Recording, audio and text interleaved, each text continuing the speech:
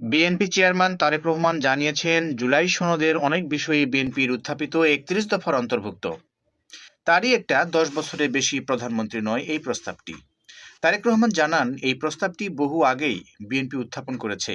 তিনি আরও জানান, আসছে ১২ই ফেব্রুয়ারি জাতীয় নির্বাচনে দলটি ক্ষমতায় এলে জুলাই সনদ ও বিএনপির ৩১ দফা বাস্তবায়ন করবে।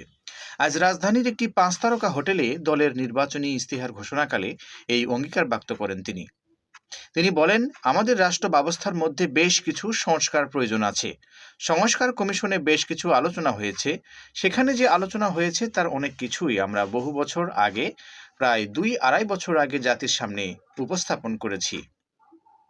তিনি আরও যোগ করেন, এখানে আমরা প্রথমেই নিয়ে এসেছি ৩১ দফা বা জুলাই সনদের বাস্তবায়ন। আমরা যখন প্রথম ৩১ দফা বা ২০৩০ ভিশন উপস্থাপন করেছিলাম, তখন জুলাই সনদের বিষয়টি ছিল না।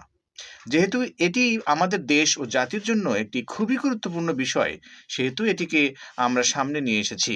আমাদের জাতি গঠন ও গণতন্ত্রের ভিত্তিকে যদি শক্তিশালী করতে হয়, আমরা বিশ্বাস করি যে ৩১ দফা ও জুলাই সনদের যে বিষয়টি আছে তা আমরা অবশ্যই বাস্তবায়ন করব। জুলাই সনদের যে বিষয়গুলো আছে তার সঙ্গে আমাদের ৩১ দফার অনেকগুলো বিষয়েরই মিল রয়েছে।